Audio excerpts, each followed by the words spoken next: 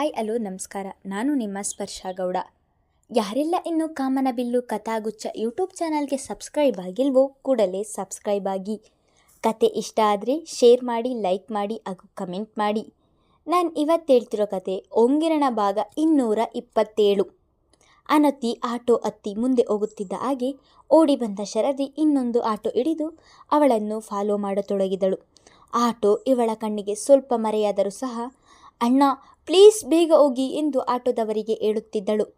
ಶರದಿ ಕುಳಿತಿದ್ದ ಆಟೋದವರು ಕೂಡ ಅವಳ ಮಾತನ್ನು ಕೇಳಿ ತುಸು ವೇಗವಾಗಿಯೇ ಹೋಗಿ ಅದೇ ಅನತಿ ಹೋಗುತ್ತಿದ್ದ ಆಟೋವನ್ನು ಹಿಂಬಾಲಿಸುತ್ತಿದ್ದರು. ಅನತಿ ದೇವಸ್ಥಾನದ ಬಳಿ ಇಳಿದು ಒಳಗೆ ಹೋಗಿದ್ದನ್ನು ನೋಡಿ ಇನ್ನೂ ಆಶ್ಚರ್ಯವಾಗಿತ್ತು ಶರದಿಗೆ. ಇಂದು ದೇವಸ್ಥಾನಕ್ಕೆ ಹೋಗದವಳಲ್ಲ ಅವಳು, ಅದರಲ್ಲೂ ಕೈಯಲ್ಲಿ ಪೂಜಾ ಸಾಮಗ್ರಿ ಇಲ್ಲದೆ ದೇವಸ್ಥಾನದ ಒಳಗೆ ಹೋಗುತ್ತಿರುವುದನ್ನು ನೋಡಿದವಳಿಗೆ ಭಯ ಆವರಿಸಿತು. ಆಟೋದವರಿಗೆ ಹಣ ನೀಡಿ ದೇವಸ್ಥಾನದ ಒಳಗೆ ಹೋಗುತ್ತಿದ್ದವಳನ್ನು ತಡೆದ ದಾಂಡಿಗ, ಮೇಡಮ್, ಈ ದೇವಸ್ಥಾನದಲ್ಲಿ ಒಂದು ಮದುವೆ ಇದೆ, ಸಾರ್ವಜನಿಕರಿಗೆ ಇಂದು ಪ್ರವೇಶ ಇಲ್ಲ ಎಂದು ತಡೆದು ಬಿಟ್ಟನು. ಅವನ ಮಾತು ಕೇಳಿ ಶರದಿಗೆ ಆಕಾಶವೇ ತಲೆಯ ಮೇಲೆ ಕಳಚಿ ಬಿದ್ದಂತಹ ಅನುಭವವಾಗಿತ್ತು. ಏನು ಹೇಳ್ತಿದ್ದಾನೆ ಇವನು? ಇಲ್ಲಿ ಮದುವೆಯಾ? ಹಾಗಾದರೆ ಅನತಿ ಹೇಗೆ ಒಳಗೆ ಹೋದಳು? ಅಂದರೆ ಮದುವೆ ಅನತಿಯದ್ದ ಎಂದು ನುಡಿದವಳಿಗೆ ಇದೇ ನಡುಗಲು ಶುರುವಾಯಿತು.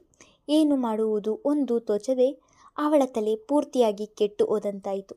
ಆಗ ಅವಳಿಗೆ ನೆನಪಾಗಿದ್ದು ತನ್ನ ಅಣ್ಣ. ಫೋನು ತೆಗೆದು ಒಡನೆಯೇ ರಿಷಿಗೆ ಕರೆ ಮಾಡಿದವಳು, ಅಣ್ಣ, ಯಾಕೆ ಏನು ಎಂದು ಕೇಳಬೇಡ, ಈಗ ಒಡನೆ ದೇವಸ್ಥಾನದ ಬಳಿಗೆ ಬಾ, ತಡ ಮಾಡಬೇಡ, ಇಲ್ಲಿಗೆ ಬಂದರೆ ನಿನಗೆ ಎಲ್ಲವೂ ತಿಳಿಯುತ್ತದೆ.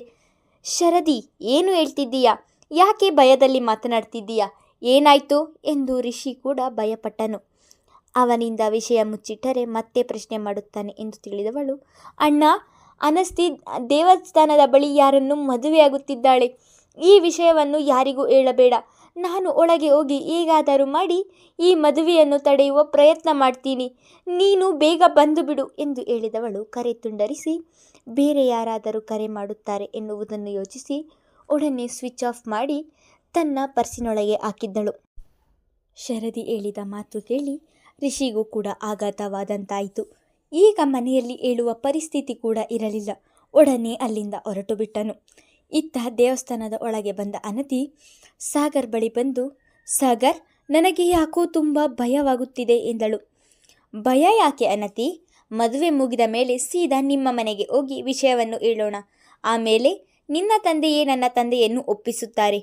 ನಿನಗೆ ಸೀರೆ ಉಡಲು ಬರುವುದಿಲ್ಲ ಎಂದು ಹೇಳಿದೆಯಲ್ಲ, ಸೀರೆ ಉಡಿಸಲು ಒಬ್ಬರು ಬಂದಿದ್ದಾರೆ, ಬೇಗ ಹೋಗಿ ಸೀರೆ ಉಡಿಸಿಕೊಂಡು ಬಾ, ತಡ ಮಾಡಿದಷ್ಟು ತೊಂದರೆ ಎಂದು ಅವಸರಿಸಿದನು.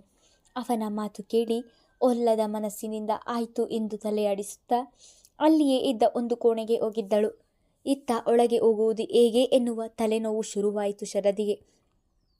ತನ್ನ ಅಣ್ಣ ಬರುವವರೆಗೂ ಇಲ್ಲಿಯೇ ಇರೋಣ ಎಂದು ಯೋಚಿಸಿದರೂ ಕೂಡ ಅಷ್ಟರಲ್ಲಿ ಮದುವೆಯಾದರೆ ಎನ್ನುವ ಭಯ ಅವಳನ್ನು ಕಾಡತೊಡಗಿತು. ಇಲ್ಲ, ಹೇಗಾದರೂ ಮಾಡಿ ನಾನು ಒಳಗೆ ಹೋಗಲೇಬೇಕು ಎಂದು ಪಣ ತೊಟ್ಟವಳು ಅದ್ದಿನ ಕಣ್ಣುಗಳನ್ನು ಇರಿಸಿ ಅಲ್ಲಲ್ಲಿಯೇ ನಿಂತಿದ್ದ ದಾಂಡಿಗರನ್ನು ನೋಡಿಕೊಂಡು ಅಲ್ಲಿಯೇ ಇದ್ದಂತಹ ಗೋಡೆ ಮರಿಯಲ್ಲಿ ಹೇಗೋ ಮದುವೆಗೆಂದು ತಯಾರು ಮಾಡಿದ ಮಂಟಪದ ಬಳಿಗೆ ಹೋಗಿದ್ದಳು. ಅಲ್ಲಿ ಅಂದು ಸಾಗರ್ ಜೊತೆ ಮಾತನಾಡುತ್ತಿದ್ದಂತಹ ವ್ಯಕ್ತಿಯನ್ನು ನೋಡಿದವಳು, ಇವನು ಸಾಗರ್ಗೆ ಹಣ ನೀಡುತ್ತಿದ್ದವನು ಅಲ್ವಾ ಎಂದುಕೊಂಡವಳಿಗೆ ಅವರು ಯಾರು ಎನ್ನುವುದು ತಿಳಿಯಲಿಲ್ಲ. ಅಲ್ಲದೆ ಅಲ್ಲಿ ಸಾಗರ್ ಇರುವುದನ್ನು ನೋಡಿ ಅನತಿ ಹೇಳದೆ ಮದುವೆಯಾಗುತ್ತಿದ್ದಾಳೆ ಎಂದು ಖಚಿತಪಡಿಸಿಕೊಂಡಿದ್ದಳು. ಇಲ್ಲ ಅನತಿ, ನೀನು ಆಣೆ ಹಾಕಿದೆ ಎಂದು ಮನೆಯವರಿಗೆ ಈ ವಿಷಯ ಹೇಳದೆ ತಪ್ಪು ಮಾಡಿದೆ ನಾನು. ಮೊದಲು ಅವರಿಗೆ ವಿಷಯ ತಿಳಿಸಬೇಕಿತ್ತು. ನೀನು ಇಂತಹ ಒಂದು ನಿರ್ಧಾರ ಮಾಡ್ತೀಯ ಎಂದು ನಾನು ಕನಸಿನಲ್ಲಿಯೂ ಯೋಚಿಸಿರಲಿಲ್ಲ ಎಂದುಕೊಂಡವಳಿಗೆ ಈಗ ಮೊದಲು ಅನತಿಯನ್ನು ಹುಡುಕಬೇಕಿತ್ತು.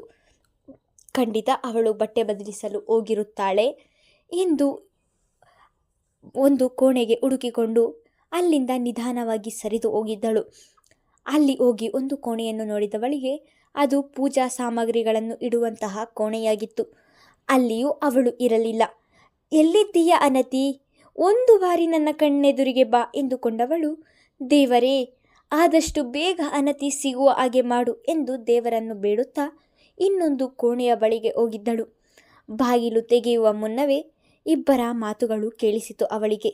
ನಿಧಾನವಾಗಿ ಕಿಟಕಿಯನ್ನು ದೂಡಿ ಒಳ ಹೋಗಿ ಕಿಟಕಿಯನ್ನು ಹಿಂದಕ್ಕೆ ದೂಡಿ ನೋಡಿದರೆ ಯಾರೋ ಒಬ್ಬರು ಅನತಿಗೆ ಸೀರೆ ಉಡಿಸಿ ತಯಾರು ಮಾಡುತ್ತಿದ್ದರು. ಅನತಿಯನ್ನು ರೇಷ್ಮೆ ಸೀರೆಯಲ್ಲಿ ಮದುಮಗಳಾಗಿ ನೋಡಿದ ಶರದಿಗೆ ಜೀವವೇ ಬಾಯಿಗೆ ಬಂದಂತಾಗಿತ್ತು. ಅವಳ ಎದೆ ಜೋರಾಗಿ ಒಡೆದುಕೊಳ್ಳಲು ಶುರುವಾಯಿತು. ಹೇಳದೆ ಕೇಳದೆ ಕಣ್ಣಿನಲ್ಲಿ ನೀರು ಇಳಿಯತೊಡಗಿದವು. ಹಾಗೆ ಅಂತಹ ಒಂದು ಸುಂದರ ಕುಟುಂಬವನ್ನು ಬಿಟ್ಟು ಒಬ್ಬಳೇ ಬಂದು ಮದುವೆಯಾಗುತ್ತಿರುವ ಅವಳ ಮೇಲೆ ಅಸಾಧ್ಯ ಕೋಪ ಕೂಡ ಬಂದಿತು.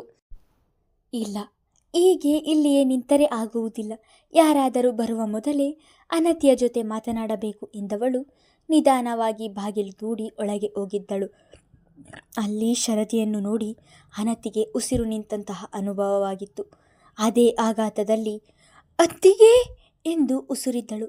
ಮುಚ್ಚು ಬಾಯಿ, ಯಾರು ನಿನ್ನ ಅತ್ತಿಗೆ ಎಂದು ಒಡನೆ ಅವಳ ಬಳಿಗೆ ಬಂದು ಅವಳ ಕಪಾಳಕ್ಕೆ ಜೋರಾಗಿ ಬಾರಿಸಿದಳು. ಶರದಿಯ ಅವತಾರ ನೋಡಿ ಅವಳ ಪಕ್ಕದಲ್ಲಿ ನಿಂತಿದ್ದ ಸೀರೆ ಉಡಿಸುತ್ತಿದ್ದ ಹುಡುಗಿ ಬೆಚ್ಚಿ ಹಿಂದೆ ಸರಿದು ನಿಂತಳು. ನಾನು ಅಷ್ಟೆಲ್ಲ ಹೇಳಿದರೂ ಕೂಡ ನನ್ನ ಮಾತು ಕೇಳದೆ ಇಲ್ಲಿಗೆ ಮದುವೆಯಾಗಲು ಬಂದೆಯಲ್ಲ. ನಿನ್ನ ತಲೆಯಲ್ಲಿ ಏನು ಸಗಣಿ ತುಂಬಿಕೊಂಡಿದ್ದೀಯಾ? ನಿನ್ನನ್ನು ಕಣ್ಣ ರೆಪ್ಪಿಯ ಹಾಗೆ ಇಷ್ಟು ವರ್ಷ ಸಾಕಿದ ಮನೆಯವರಿಗಿಂತ ನಿನ್ನೆ ಬಂದವನೇ ಹೆಚ್ಚಾದನ ನಿನಗೆ? ಅತ್ತೆ ಮಾವನಿಗೆ ಈ ವಿಷಯ ತಿಳಿದರೆ ಅವರ ಮನಸ್ಸಿಗೆ ಎಷ್ಟು ಆಘಾತವಾಗುತ್ತದೆ ಎಂದು ಯೋಚಿಸಿದ್ದೀಯ ನೀನು? ಯಾವನೋ ಏನೋ ಹೇಳಿದ ಎಂದು ಅವನ ಮಾತನ್ನು ನಂಬಿಕೊಂಡು ಇಲ್ಲಿಗೆ ಬಂದಿದ್ದೀಯಲ್ಲ. ಬುದ್ಧಿ ಇದೆಯಾ ನಿನಗೆ? ಅವನು ಯಾವ ದೊಡ್ಡ ಮನುಷ್ಯನ ಮಗನೂ ಅಲ್ಲ, ನಿನಗೆ ಮೋಸ ಮಾಡುತ್ತಿದ್ದಾನೆ. ನಾನು ಎಷ್ಟು ಹೇಳಿದರೂ ಕೇಳದೆ ಇಲ್ಲಿಗೆ ಬಂದಿದ್ದೀಯಲ್ಲ, ಏನು ಹೇಳಬೇಕು ನಿನಗೆ? ಇಲ್ಲ, ಸಾಗರ್ ಒಳ್ಳೆಯವನು ಎನ್ನುತ್ತಿದ್ದ ಹಾಗೆ, ಹೇ ದಡ್ಡಿ, ಅವನು ಒಳ್ಳೆಯವನಾಗಿದ್ದರೆ ದೇವಸ್ಥಾನದ ತುಂಬ ರೌಡಿಗಳು ಯಾಕೆ ಇರುತ್ತಿದ್ದರು ಎಂದು ಕೂಗಿದವಳು ಏನನ್ನು ನೆನೆದು, ಸರಿ ಆಯಿತು, ನೀನು ಹೇಳಿದ ಹಾಗೆ ಅವನು ಒಳ್ಳೆಯವನೇ ಇರಬಹುದು. ನಾನೇ ಅತ್ತೆ ಮಾವನ ಜೊತೆ ಮಾತನಾಡಿ ನಿಮ್ಮಿಬ್ಬರ ಮದುವೆ ಮಾಡಿಸುತ್ತೇನೆ. ಈಗ ಮನೆಗೆ ಹೋಗೋಣ ಬಾ ಎಂದು ಅವಳ ಕೈ ಹಿಡಿದಳು ಶರದಿ. ಅಷ್ಟರಲ್ಲಿ ಹೊರಗಿನಿಂದ ಬಂದಂತಹ ಮದನ್ ಅವಳ ಮಾತು ಕೇಳಿ ಒಡನೆ ಶರದಿಯ ಮುಡಿಗೆ ಕೈ ಹಾಕಿ, ಏನೇ, ಎಷ್ಟು ವರ್ಷದ ನನ್ನ ದ್ವೇಷ ಇಂದು ನೆರವೇರುತ್ತಿದೆ ಎಂದು ಸಂತೋಷವಾಗಿದ್ದರೆ ಇವಳನ್ನು ಮನೆಗೆ ಕರೆದುಕೊಂಡು ಹೋಗಲು ಬಂದಿದ್ದೀಯಾ ಎಂದು ಕೋಪದಲ್ಲಿಯೇ ಹೇಳಿದನು. ತನ್ನ ಮುಡಿಯನ್ನು ಬಿಡಿಸಿಕೊಳ್ಳಲು ಪರದಾಡಿದವಳು, ಯಾರು ನೀನು, ಬಿಡು ನನ್ನನ್ನು ಎಂದು ಒಂದೇ ಸಮ ಕೂಗುತ್ತಲಿದ್ದಳು. ಆ ದೃಶ್ಯವನ್ನು ನೋಡಿದ ಅನತಿ ನಿಜವಾಗಿಯೂ ಬೆದರಿದ ಅರಿಣಿಯಂತಾದಳು. ತನ್ನ ಮಗಳ ವಯಸ್ಸಿನ ಶರದಿಯನ್ನು ಈ ರೀತಿ ಹಿಡಿದಿರುವುದನ್ನು ನೋಡಿದರೆ ಅವನು ಎಂತಹ ನರರೂಪದ ರಾಕ್ಷಸ ಎಂದು ತಿಳಿಯುತ್ತಿತ್ತು ಅನತಿಗೆ. ಯಾರು ನೀವು, ಬಿಡಿ ಅವರನ್ನು ಎಂದು ಬಿಡಿಸಲು ನೋಡಿದಳು. ನಾನು ಯಾರು ಎಂದು ಈಗ ನಿನಗೆ ತಿಳಿಯುತ್ತದೆ. ಏನ್ರೋ ಮುಖ ನೋಡ್ತಿದ್ದೀರಾ? ಇವಳನ್ನು ಹಿಡಿದು ಮಂಟಪದ ಬಳಿ ಎಳೆದುಕೊಂಡು ಹೋಗಿ ಎಂದು ಹಿಂದೆ ಇದ್ದ ತನ್ನ ಹುಡುಗರಿಗೆ ಹೇಳಿದನು. ಅವಳನ್ನು ಮುಟ್ಟಿದರೆ ನಾನು ಸುಮ್ಮನಿರುವುದಿಲ್ಲ. ಬಿಡ್ರೋ ಅವಳನ್ನು. ಈ ಮದುವೆ ನಡೆಯಲು ನಾನು ಬಿಡುವುದಿಲ್ಲ. ಯಾರು ನೀವೆಲ್ಲ? ನಿಮಗೆ ಏನು ಬೇಕು? ಹಣ ಬೇಕಾ? ಎಷ್ಟು ಕೋಟಿ ಬೇಕು ಹೇಳಿ, ಹಣವನ್ನು ನಾನು ಕೊಡುತ್ತೇನೆ. ಅನತಿಯನ್ನು ಬಿಟ್ಬಿಡಿ ಎಂದು ಆ ನೋವಿನಲ್ಲೂ ಕಣ್ಣೀರು ಹಾಕುತ್ತಾ ಕೂಗುಕೊಳ್ಳುತ್ತಿದ್ದಳು. ದುಡ್ಡು ಎಂದು ನಕ್ಕವನ್ನು, ದುಡ್ಡು ಕೊಡ್ತೀಯಾ? ನೀನು ಎಷ್ಟು ಕೋಟಿ ಕೊಡ್ತೀಯಾ? ದುಡ್ಡಿಗಾಗಿ ನಾನು ಹೀಗೆ ಮಾಡ್ತಾ ಇಲ್ಲ. ಸೇಡು, ನನ್ನ ಇಷ್ಟು ವರ್ಷದ ಸೇಡಿಗಾಗಿ ಮಾಡ್ತಾ ಇರುವುದು. ಮಗಳ ಬಾಳು ಹಾಳಾಗಿರುವುದನ್ನು ನೋಡಿ ನಿನ್ನ ಅತ್ತೆ ಮಾವ ಇಬ್ಬರು ನರಳಿ ಸಾಯಬೇಕು ಎಂದು ಮದನ್ ಹೇಳುತ್ತಿದ್ದ ಹಾಗೆ ಅವನ ಮಾತನ್ನು ಕೇಳುತ್ತಿದ್ದರೆ ಅನತಿ ಪಾತಾಳಕ್ಕೆ ಕುಸಿದೇ ಹೋದಳು. ಅಂದರೆ ಸಾಗರ್ ನನಗೆ ಮೋಸ ಮಾಡಿದ್ದಾನಾ? ಅವನು ನನ್ನನ್ನು ಪ್ರೀತಿಸಿದ್ದು ಸುಳ್ಳ? ಹಾಗಾದರೆ ಅತ್ತಿಗೆ ಹೇಳಿದ್ದು ನಿಜವೇನಾ? ತನಗೆ ತಾನೇ ಪ್ರಶ್ನೆ ಮಾಡಿಕೊಳ್ಳುತ್ತಿದ್ದವಳಿಗೆ ತಾನು ಎಷ್ಟು ದೊಡ್ಡ ಮೋಸ ಹೋಗಿದ್ದೇನೆ ಎಂದು ತಿಳಿಯುತ್ತಿತ್ತು.